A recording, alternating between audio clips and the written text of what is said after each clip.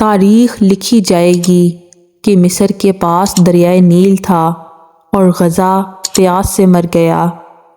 تاریخ لکھی جائے گی کہ سعودی عرب اور متحدہ عرب امارات کے پاس تیل کے سمندر تھے، جبکہ غزہ کے ہسپتالوں اور ایمبولینس کے لیے ایندھن نہیں تھا۔ تاریخ لکھی جائے گی کہ مسلمانوں کے پاس 50 لاکھ سے زائد فوج تھی۔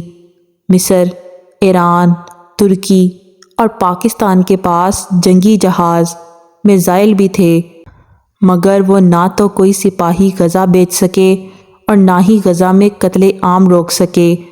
تاریخ لکھی جائے گی کہ سعودی عرب نے اربوں ڈالر ناچ گانے کی پارٹیوں میں لٹا دیے، لیکن غزہ میں روٹی پانی تک نہیں تھا۔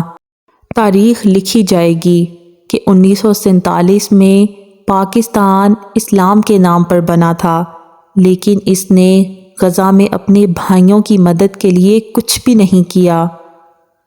تاریخ لکھی جائے گی کہ ایران اور ترکی نے اسلام کا نام تو بہت استعمال کیا، لیکن غزہ کے قتل عام کو روکنے کے لیے ایک قدم بھی نہ اٹھایا، جبکہ مسلمانوں کے قتل عام میں بہت حصہ ڈالا۔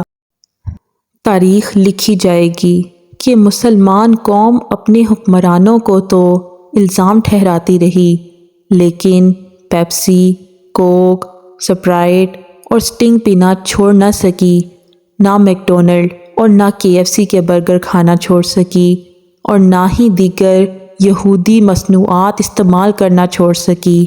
تاریخ لکھی جائے گی کہ مغرب میں لوگ اسرائیلی تباہ کاریوں کے خلاف سڑک پر نکلتی رہی، لیکن مسلمان ممالک میں لوگ گھروں میں بیٹھے رہے۔ قیامت کے دن حساب تو سب کا ہوگا، تاریخ پر تاریخ، تاریخ پر تاریخ۔ حشر کو ہوگا یہ معلوم کہ جیتا کون اور ہارا کون۔